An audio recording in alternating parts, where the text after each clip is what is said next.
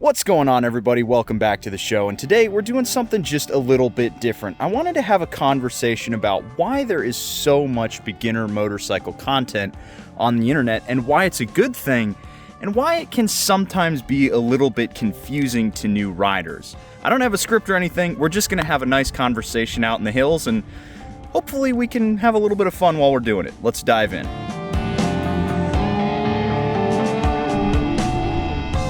So let me start out this video by kind of giving my 2 cents on why there's so much beginner-focused content, especially around motorcycles, but generally on the internet. A lot of what happens when you're thinking about starting something new nowadays is the first thing you do is you Google it. You know, you Google it, figure out how to get into it. Same thing when I started learning how to play the guitar. I basically just, Googled cheap beginner guitar, and then I got one, and then I was like, okay, I need a, cheap and easy song that I can learn, or like a songbook that I can learn some skills from. And, I spent like $150 and got started, and it makes a lot of sense. We live in the information age, right? So the first thing that you're going to do when you try to start something new is you're going to Google it. And if there's people asking questions, there's going to be people answering them. And there have been so many people who have thrown out their 2 cents on how to get started in any hobby, let alone motorcycling. So a lot of what we see are people producing content being like, this is how I got started. And that's totally valid. Before, it sounds like I'm up on my high horse being like, don't produce beginner content. No, absolutely do. Because not everybody starts something for the same reasons. I first started motorcycling because I needed a cheap way to get to and from my office because I was paying $300 a month for a parking spot. And I was like, this is too much money. It's way too much money. And then I was like, how can I save some cash? Oh, parking a two-wheeled vehicle is completely free in downtown Austin. I'm gonna go get a motorcycle. And straight up, that's exactly why I got a motorcycle, because it was cheaper than running my car. So, I walked into a Indian dealership and said, give me a Scout 60, and they said no. And then I walked into a Harley dealer and I said, give me a Street 750, and they were like, yes. And that's how I got started. And there's a bunch of people out there who are like, I want to get started riding because I want to experience riding a motorcycle on a racetrack. And if you're out there looking to do that, watching my beginner video is not going to help you out. Because I was like, I just want something that I can haul some stuff to the office. I want it to be comfortable. I want it to be cool. And I got the Street 750, which arguably wasn't a very cool motorcycle, but it was what it was. But you wouldn't watch my story if you're interested in going and learning on a racetrack, or getting a motorcycle because you want to start riding off-road and you want to go do the Ewan and Charlie thing. Everybody gets started for a different reason, and so it's really great that there's a plethora of beginner content, because it shows you all the avenues into which you can get into motorcycling, because there's no one right answer for your motorcycle. There just isn't. However, when you have so many voices saying so many different things about how to get started, what I've noticed is it can cause a little bit of decision paralysis. And this is really what I wanted to talk about today. Is I think a lot of people nowadays with, the best beginner bikes of 2023, or, the best used bikes to get under $5,000 or whatever, it's really good making these lists because it gets information out there.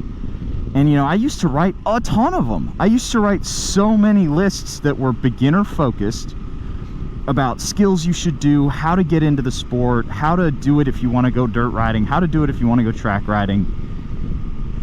But with so many different voices, you can find yourself in a spot where you just don't know what to do, right? You're like, oh, I want to get a motorcycle because riding off-road sounds really cool, but I also want to be able to take it to a track. But, you know, it seems really, really cool to just be able to cruise and go, you know, over the horizon. I need a motorcycle that can do all of this stuff. And then you start Googling around, and then you're like, oh, the Ninja 400 is really cheap and it's making good power, but I could get a V-Strom 650. And then you just fall down this rabbit hole, man. It's totally natural to end up, you know, just because there's so many great options for motorcycles, especially for beginners, to get a little bit lost in the sauce.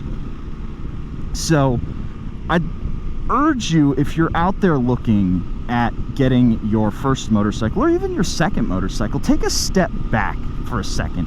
Just take a step back and think, why do I want to ride a motorcycle? Because at the end of the day, whatever bike you get, it's going to be totally personal and it's going to be totally up to you. You know, nobody else is going to help you pay for your bike. So why do you care, really, what a bunch of folks on the internet say? And I say that as somebody who currently, his main content strategy, or one of them, is to review bikes. At the end of the day, I'm just going to try to give you information and give you my take. But I can't tell you whether or not the Indian FTR or the KLR 650 or this KTM 690 smc-r is for you. I can theorize, but at the end of the day, you're the one who has to make the decision. So sit back and think for a second about what you really want to do with your motorcycle. And that's something I really want to impress upon you guys, is no matter what motorcycle you get, for your first bike, for your second bike, whatever, it's pretty much never going to happen where you get a motorcycle and you're like, I regret this. There are some motorcycles where you're like, yeah, I picked it up and it wasn't right for me, it didn't do this, that, and the other thing, but it's on two wheels and you're going to have fun, right? So I don't think that you're ever going to get a motorcycle and you're ever going to be like, this was a horrible mistake, I hate it, I hate it, I hate it, I need to stop, and all that stuff. It does happen from time to time, but the reality is it's probably not going to happen with whatever beginner bike you get. Now, if you were to ask me what bike I would start on if I were to do it all over again, I would probably tell you I would get a Sportster 1200. Knowing what I know now about the kind of riding that I like to do, I probably would have gone and gotten a Roadster. Yeah, it was expensive, but you know, my first bike was like $8 or $9 grand. Financing another $3 wouldn't have been that big a deal.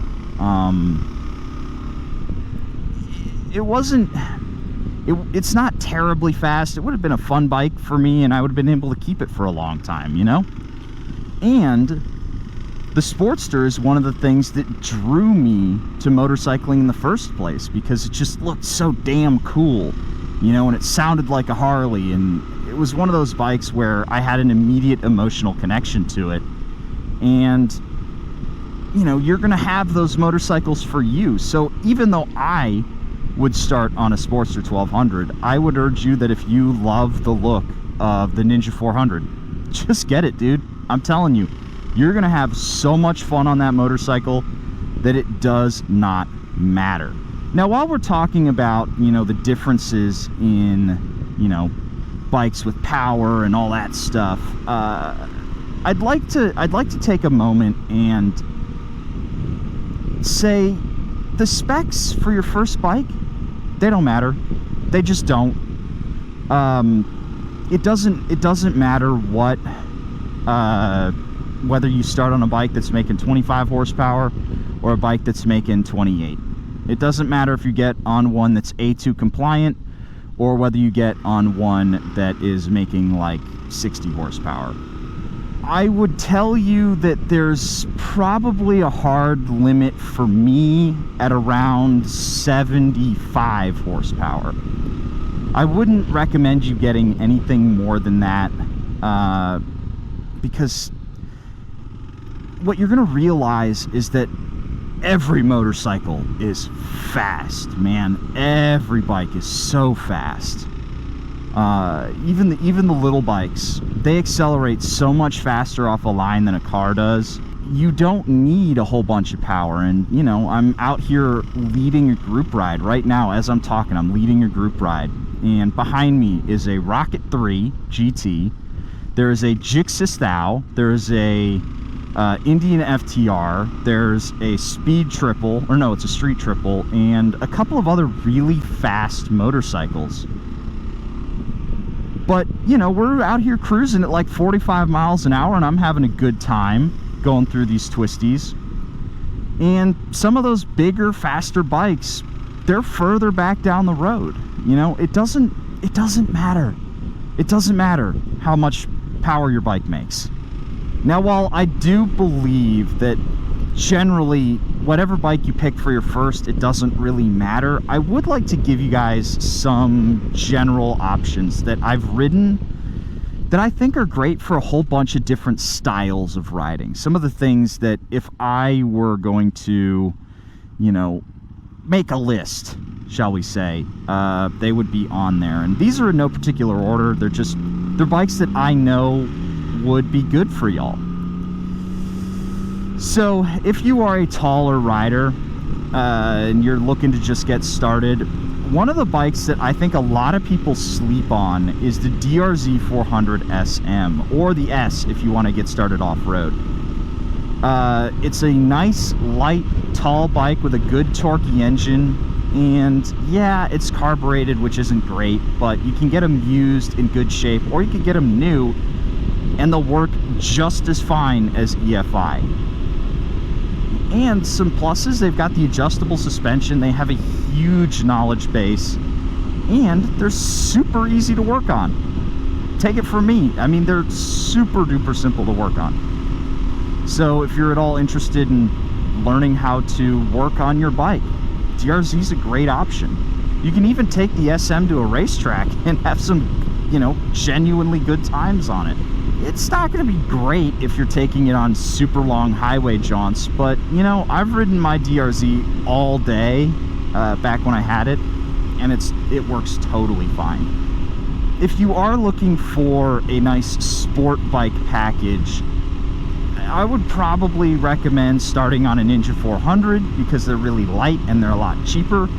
But if you're, you know, looking for something with a little bit more punch, just step it right up to the Ninja 650. You'll be totally fine. Again, it's not the most thrilling motorcycle in the world, but when you're riding it, you are going to have so much fun on it that it doesn't matter that I personally don't love that it doesn't have the 270-degree crank. You're going to love it. If you want to get a cruiser, honestly, I would say look at that Sportster 1200. If you're not about the Harley life, though, your options are a little all over the place. I would suggest maybe a Star Bolt or a Rebel 500, depending on what you're exactly looking for. The Star Bolt is basically just a Sportster, but made by Yamaha. And the Rebel it's a Rebel, man. They've been known for like world-class beginner bikes forever. If you want to get your feet wet adventure touring, KLR 650 all day, every day. Buy one used with a carburetor, buy one new with fuel injection, does not matter. This KLR right here, I love it. I absolutely love this bike. It's stupid, it's big, it's heavy, it's slow, but every time I get on it, I have a great time. It's so comfortable, and I've hauled halfway across the country on this bike, and it just does it, man. Also, super, super easy to maintain. You can run it low on coolant, you can run it low on oil, and it'll just keep going. Obviously, I'm not saying you should do that, but, you know, if you're, let's say, a little bit absent-minded when it comes to your maintenance intervals, the KLR 650 is not going to punish you for it. And then lastly, if you don't know what you want, get an SV650. If you don't know what you're looking at and you just want a motorcycle, get an SV650. You're going to have a ton of fun on an SV. And you can do whatever you want to it.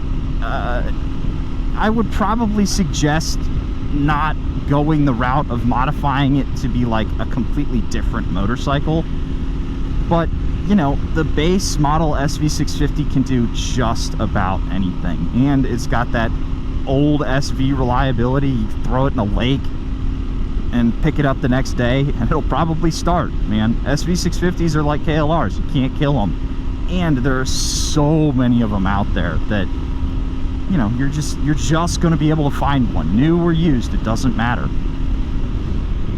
And there you have it, folks. Just some general thoughts, totally unscripted stuff about the state of like the beginner world on motorcycles. And if you enjoyed this sort of unscripted look, go ahead and let me know down below. It's probably not going to be super common that I do stuff like this, because I prefer sticking to a script, but you know, I do like these informal things where I'm just, you know, we're out cruising and we're having a conversation. And, you know, while you're down there, let me know your thoughts on, you know, what bike you started on and whether or not you would do it again. I think most folks would say that they enjoyed their first motorcycle. And in the meantime, guys, I'll catch you guys in the next one.